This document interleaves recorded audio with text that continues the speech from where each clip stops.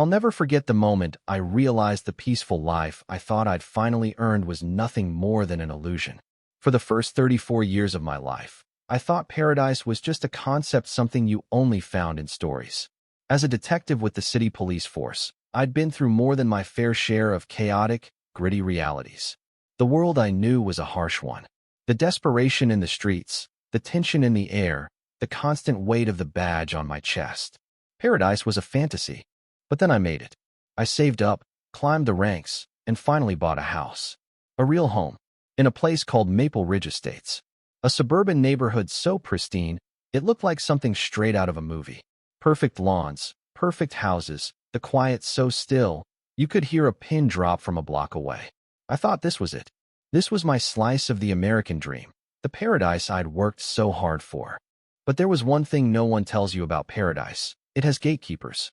The first sign something wasn't right came the day I found a crisp, cream-colored envelope tucked under my door. It had the embossed logo of the Maple Ridge Homeowners Association. The letter was a little too polite for my taste, but it was a reminder that my trash bins had been visible from the street for a full 15 minutes past the 9 a.m. collection time. Apparently, I had broken bylaw 17C, and I owed a fine. It was signed with a flourish by a woman named Carla Vance, the president of the HOA. I thought it was overkill, so I laughed it off, tossed it in the trash. But I had no idea that was only the beginning. That was the opening salvo in a battle I didn't even know I was fighting. Carla Vance. Now, I didn't know her well at first, but I quickly learned she wasn't just some overzealous HOA president. She was the queen of Maple Ridge, and she ruled that place with a tight fist.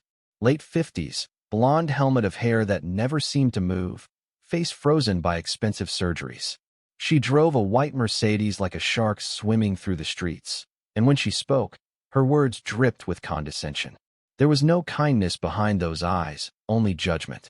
And those eyes were on me. At first, I thought it was just a coincidence. But the notices kept coming. My garden hose was improperly coiled. A flag in my yard for my favorite football team unapproved. Then, she sent me a letter with a zoomed-in photo, showing a rose bush that had grown a quarter of an inch too far into the sidewalk. I realized then, she wasn't just trying to keep the neighborhood perfect. She was watching me. Every little thing I did was being monitored, scrutinized, judged. I tried to be neighborly at first. I waved when she drove by, trying to keep the peace. But she wouldn't wave back. Instead, she'd stare straight ahead, lips pressed tight. It was like I wasn't supposed to be there.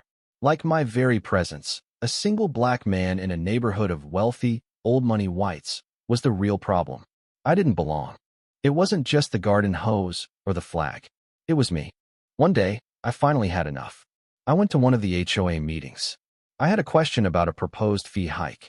I raised my hand, but before I could even speak, Carla looked right at me.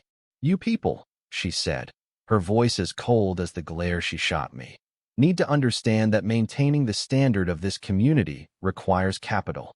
The room fell silent. Her sycophants, her beige-clad cronies glanced at me, but no one spoke up. The message was clear. I was the outsider here. She made it obvious that she didn't want me in this neighborhood, and she'd do whatever it took to make my life miserable until I left. But I wasn't just going to leave. I wasn't the kind of man who took that kind of treatment lying down. So, I paid the fines. I followed the rules. I ignored her. But I severely underestimated Carla Vance's entitlement, her need for control, and just how far she would go. It was a Tuesday, a brutal day at work. I had spent hours at a crime scene, dealing with a robbery gone wrong, hours of witness interviews, and a mountain of paperwork that threatened to bury me. All I wanted to do was get home, kick off my boots, and dive face-first into the pizza I'd been dreaming about since lunchtime. A deep-dish pizza from Tony's Titan Pies, my favorite spot in town. The perfect comfort food for a rough day. But when I pulled into my driveway, something felt off. The side gate to my backyard, which I always kept locked, was slightly ajar. I shrugged it off. It was probably the wind, or maybe I'd forgotten to lock it. I went inside, dropped my keys and wallet on the entryway table, and immediately felt something wasn't right. The house was too quiet. Not the peaceful kind of quiet, the kind of silence that sends a shiver down your spine. Then I heard it. A faint, rhythmic sound coming from upstairs. Drip, drip, drip. It was followed by the unmistakable sound of a running shower. I froze. I reached for my service weapon. I didn't know if it was a burglar, or a squatter, or what. My heart was pounding as I crept through the house, clearing room by room. When I got to the kitchen, I could smell the glorious scent of my pizza being reheated. My pizza. What kind of criminal breaks into your house and makes themselves a snack? I moved toward the stairs, every step measured, quiet. The bathroom door was cracked open, steam pouring out. And then I heard the off-key hum of someone singing. I kicked the door open and yelled, "Police! Show me your hands." There was a shriek, but it wasn't the shriek of a criminal. No, it was the unmistakable sound of Carla Vance, wrapped in one of my monogrammed towels, her helmet of blonde hair plastered to her scalp, standing in my shower. She stared at me with complete defiance. "Get out of my bathroom," she screeched. I was stunned. I mean, what kind of woman breaks into your house, uses your shower, and then demands you leave? I couldn't believe it. "What the hell are you doing in my house?" I demanded, my voice low with fury. She just scoffed. I needed to rinse off. The chlorine levels in my pool are irritating my skin, and my water heater's broken. She said it as if it was the most normal thing in the world, like it was a minor inconvenience she was entitled to fix by breaking into my home. But it wasn't just the shower. It was the pizza. The same pizza I had been dreaming about all day. She had eaten it. "You ate my food," I bellowed. Carla just looked at me, holding the half-eaten slice in her hand like she had every right to be there. "This," she gestured at the pizza. "It was going bad anyway. I can do whatever I want. This is my community. I am the law here. You're the law." That was it. That was the moment. All the frustration I'd been holding in the notices, the condescension, the racism came rushing to the surface. But I didn't yell. I didn't lose control. I stayed calm, focusing on the task at hand. "You're not above the law," I said, slow and deliberate. "You're in my house without my consent. This is burglary, and I'm arresting you." Her eyes widened in shock. She started sputtering, shouting about how she would have my job, how she was going to call her lawyer. But it didn't matter. I was done. She had crossed the line. When the officers arrived and Carla was hauled away in handcuffs, there was no victory dance, no moment of gloating. I didn't need to rub it in her face. But that wasn't the end. No, Carla Vance wasn't done with me. She launched a full attack, filing a false complaint with Internal Affairs, trying to ruin my career. The war was on. But I wasn't just going to let her destroy me. I started my own investigation. I dug into her financials, her illegal practices.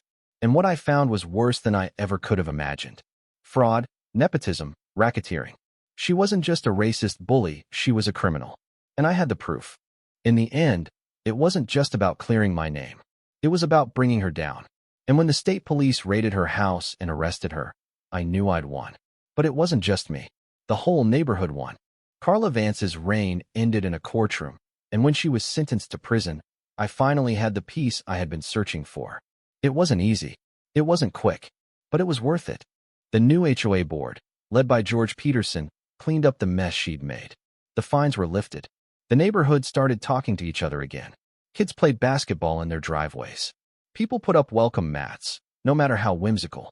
As for me, well, I was back on the streets, doing the job I loved. And when I heard that the Vance property was finally sold, I couldn't help but smile. Sometimes, to find paradise, you have to fight for it. You have to stand up to the people who think they're above the law. And you have to be willing to do what it takes even if that means a trial by pizza. So what do you think? Was I right to stand up to Carla, or did I go too far? Let me know in the comments. Share your thoughts, because I know this story's going to get people talking.